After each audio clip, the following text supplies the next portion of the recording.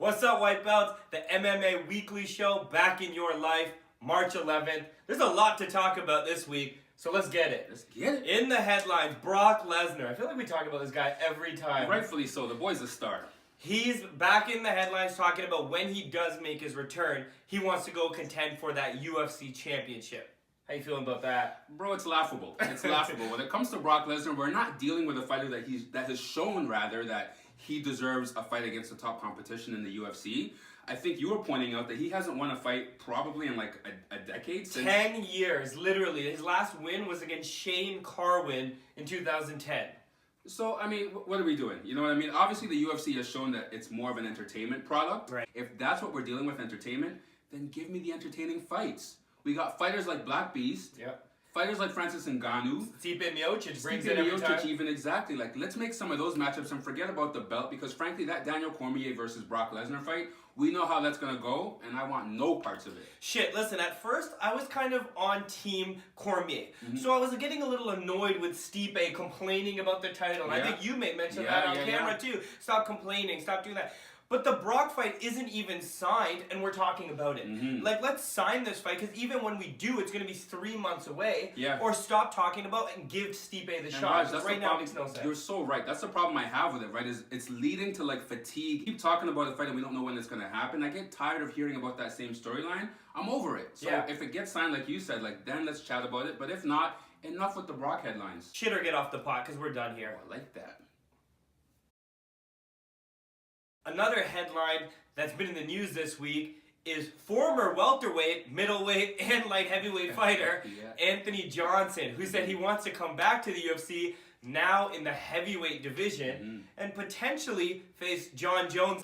I mean, AJ hasn't fought in a long time. But when he was fighting, this was legit one of Q's favorite fighters, guys. I mean, you talk about a guy that brings it, heavy hands, exciting fights. I mean, I love AJ. I look at AJ now and I say to myself, is this guy an MMA fighter or is he a sumo wrestler? listen. The idea of him coming back to even heavyweight, I don't know if he can make that heavyweight limit. He might be too big for that heavyweight limit. So I hope it can happen. I'd love to see him, but that boy has a lot of work to do to get back. A lot of nerve calling the GOAT out as well. Like, you just don't do that when you're sitting on the sidelines for 3 years, you know, looking at the cannabis market and trying to get into business that way. It's probably not the best move for Anthony Johnson, really calling out John Jones. And if I was John, I probably wouldn't even respond or take notice of that. That being said, I don't really care to see Anthony Johnson back in the UFC. Like, I thought he did have a great run at welterweight, at middleweight. He obviously fought for the title at light heavyweight. But anytime he really needed to make it to the mountaintop, unfortunately, he couldn't do it. And it wasn't for a lack of ability. I think it was a little of this that let him down. Yeah, man. I mean, part of me still holds up for the fact that when AJ is at his best, I think he literally can be the best fighter in the world. But you're right, there might be a mental complication there. I still kind of want to see it, but I want to see him come back, get in shape, show me that, no, you're really ready for this fight, and you're not just sitting on the couch munching on potato chips talking about, I want to take on the best fighter in the world, because that's kind of delusional. Guys, I'm upset. I'm a little bit outraged right now, and when it comes to a fight that we all wanted to see, Conor McGregor, Donald Cerrone, it felt like we were so close, and then the UFC decided to disrespect Conor McGregor and put him in a co-main event slot, which led to that fight falling apart. And now as fans, we're not going to get to see it. Raj, I'm bubbling over with anger right now. How do you feel about that? Man, I'm bubbling over with anger too, but probably for a different reason. Why is that? First of all, I wasn't clamoring for that fight. The Conor McGregor, one of the best ever, one of the best ever inside and mostly outside of the octagon. So far, you're right. Go on. Versus Donald Cerrone, a fighter that's won 3 of his last 7 fights, who lost a fight against Leon Edwards less than 8 months ago. Yeah. And then has the audacity to call Conor a prima donna for not fighting in a co-main event slot. Listen, Donald, if you're the curtain jerker and you want to fight on the UFC Fight Pass prelims, that's your shtick. Conor doesn't do that, though. Conor's on a different level. So I think the only fair slot is a main event slot for Conor McGregor. There's no co-main in this discussion, especially when you all have all these regional shows. I mean, this past weekend, we had JDS in a main event slot. Next weekend, we have Jorge Masvidal in a main event slot. And you're telling me Conor McGregor doesn't get that? What kind of letdown would that be? Can you imagine watching a UFC pay-per-view event? You watch Conor fight Cerrone, maybe. And then after that, we watch JDS take on Stipe Miocic. Like, what is that? You know what I mean? So I think the UFC really messed up on this one. I think Everyone knows that Conor, right or wrong, fair or not fair, Conor is that draw, and you put that boy in the main event slot because you guys have set a precedence anyways where it's an entertainment sport. Yes. So we got the biggest entertainer in the sport. Right. Raj, put him in the main event slot. I'm done. This past weekend, white belts in the main event of UFC 146, JDS defeated Black Beast in the second round by TKO knockout.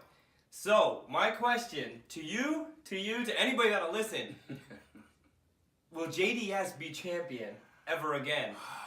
Raj, like this heavyweight division, man. I know this is a detour from the question that you wanted the response to, but this heavyweight division frustrates me so much. Okay. We have JDS, a fighter that's been in that division for long time. Long time. Yep. Long time. And talent-wise, I think there was a time where he was one of the best in the world. He was the best in the world. He could still be the best in the world in the heavyweight division, and that's the problem, though. Like, that division is so weak that JDS, a fighter who basically is good, decent, all of a sudden, legitimately, I believe in my heart of hearts, can actually be champion again at heavyweight because there's just a dearth of competition at the top of that division. So, just to give you a rundown of the top of the division here, obviously we have Daniel Cormier as the champion, who probably won't be in that position for very much longer, maybe one fight max, and then he's gone. Stipe Miocic right underneath him. Francis Ngannou.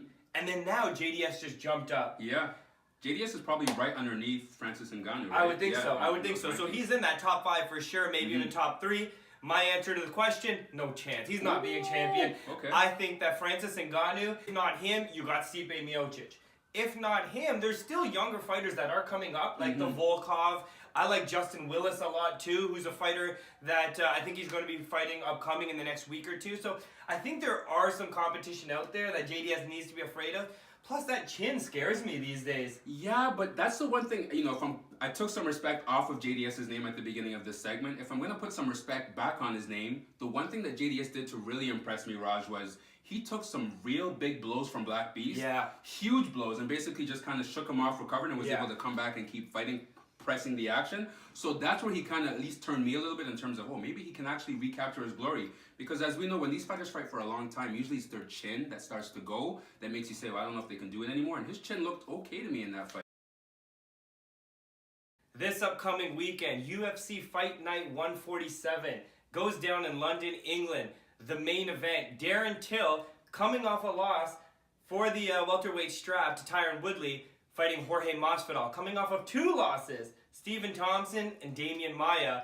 Now they are pitted against each other in that main event slot at welterweight.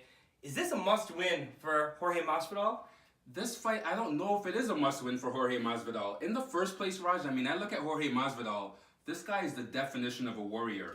For you guys that don't know, he used to, I think, be a backyard fighter, like back when Kimbo Slice and those guys were fighting, legit, like fighting just for the fun of it with no paycheck involved. And this matchup here speaks to that same bravery or foolishness, whatever you want to call it, because Darren Till is a legit 185er. He fights at 170, guys, but if you look at this guy and his frame, he's a 185er, whereas Masvidal fought at light. When you look at that size discrepancy, you say, how can someone in their right frame of mind take on someone that's that much bigger than them? And that's where you get Jorge Masvidal. So a fighter who's really, really kind of brave, but this is just bad matchmaking as far as I'm concerned, man. Darren Till should be able to pretty decisively beat up on Jorge Masvidal. Disagree with you in a sense that I think it is a must-win for Jorge Masvidal, because if he loses this fight, I mean, that's still quietly on a 3-fight losing streak. So now where do you go? And I think now he starts questioning himself internally, and he may want to move back down to that 155 spot. So now he's starting his journey all again. So a must-win for his welterweight career, absolutely, but maybe even his UFC career. On the flip side, though, I kind of see it as a must-win for Darren Till as well. Because Darren Till, as we know, is a confident fighter. Almost to the point of being overconfident. I know it. I know it. I know I'm the greatest. I know it. That's perfect, actually. And he was saying all of that. So now you're on a 2-fight losing streak. Where are you gonna? You can't say that anymore. So now you're questioning yourself and going, oh, shit, like I need to win this 3rd fight or I can't lose 3 in a row. So I think quietly it's actually a cool matchup. I don't know if it's a main event matchup, but it's a cool matchup. And I got Darren Till as well. I think he's going to be too much, especially in London, England. I think he needs this win to remain at the top of that 170-pound division.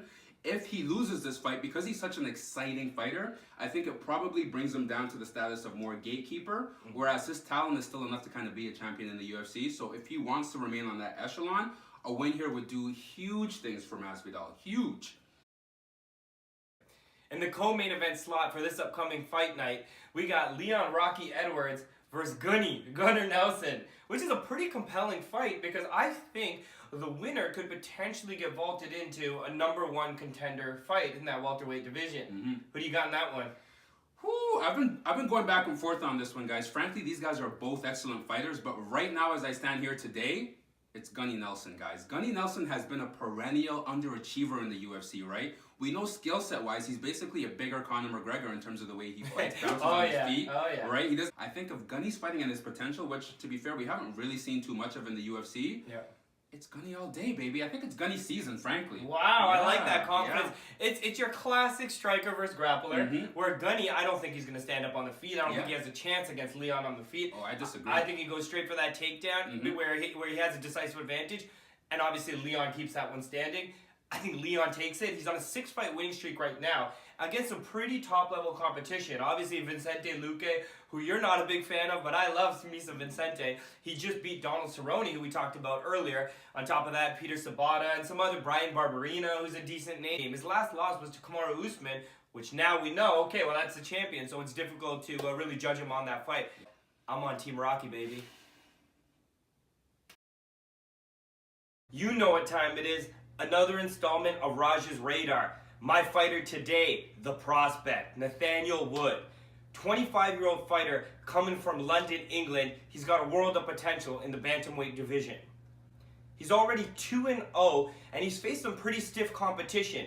In his last fight, he fought Andre Ewell, who is coming off a win over former champion Renan Barão. Prior to that, he defeated Johnny Eduardo via Bravo choke. So he's already started to make his mark in the stacked division. Nathaniel's overall MMA record is 15-3, and he's on a 7-fight winning streak. Now what makes him special is he has a good mixture of KOs and subs. He actually has 9 knockouts and 4 submissions, with 2 of those submissions coming inside the octagon. He trains with former UFC fighter Brad One Punch Pickett in London, so that's where he's getting his skills more and more well-rounded. He has a tough fight ahead of him this upcoming Saturday in London, facing Jose Quinones.